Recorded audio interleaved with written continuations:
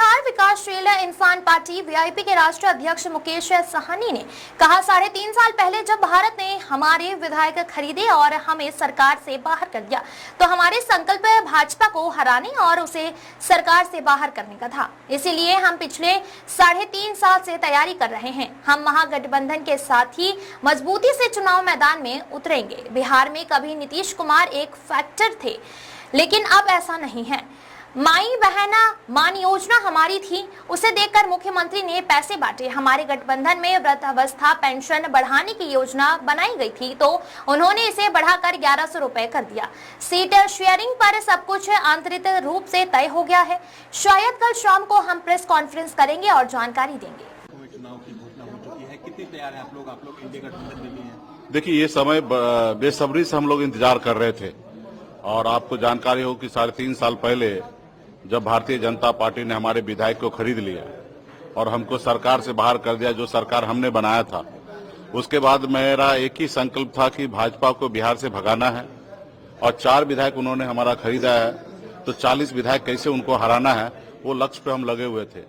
तो ये तैयारी तो हमारे 3.5 साल से है।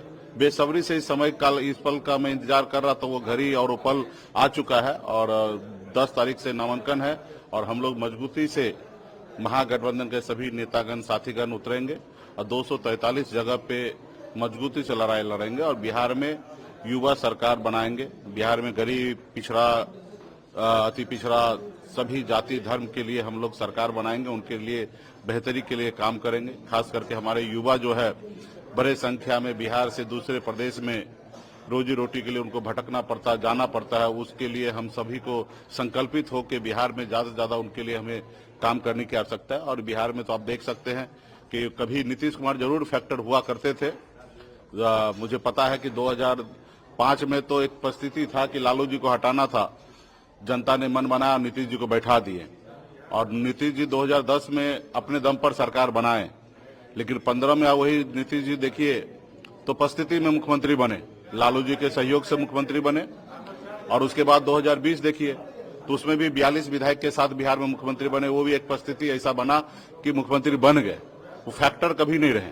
उसके बाद अभी तो वो देखिए, इस देश में किसी राज्य का अगर मुख्यमंत्री बनना है तो सबसे पहले उस राज्य का वोटर होना अनिवार्य है और दूसरा मानसिक रूप से आप स्वस्थ हो तो ही आप मुख्यमंत्री बन सकते हैं, अदरवाइज नहीं बन सकते। 2 ही कैटेगरी है, लेकिन आप इसमें देखिए तो एक कैटेगरी को फुलफिल नहीं करते हैं।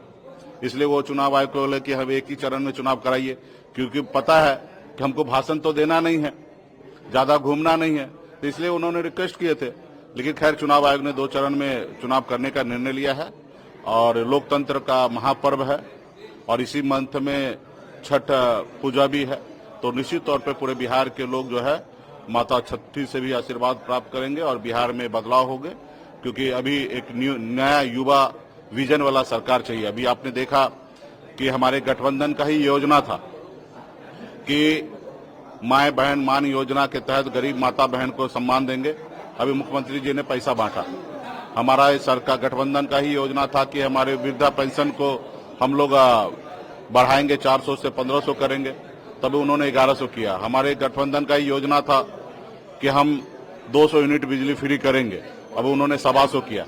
तो आने वाला समय में जो हमने घोषणा किया उसका आधा उन्होंने किया। हमारी सरकार बनने के बाद तो हम पूरा करेंगे।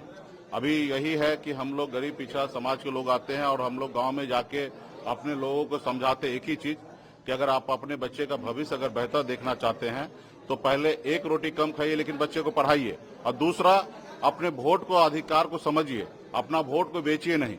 तो क्योंकि रात को 12 बजे पैसे वाले आते हैं, पैसा चिकन मुर्गा देते हैं और वोट खरीद लेते थे, तो इस बात से हम अपने लोगों को जागरूक किए।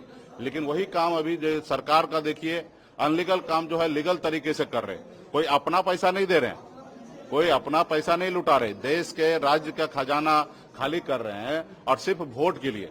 तो ये बिहार के जनता को पता है कि माता बहन से उनको कोई लेना देना नहीं है। वो अपने वोट को मजबूत करने के लिए चुनाव में उनको पता है कि हमने कुछ नहीं किया तो रेवड़ी बांट के वो सरकार में आना चाहता है, लेकिन बिहार के जनता उनको इस बार नकारेंगे। सीट शेयरिंग को लेकर कुछ चर्चा हो रही है क्योंकि अभी सीट शेयरिंग की दावेदारी कर रहे हैं सर, सब इंटरनल सेटल है।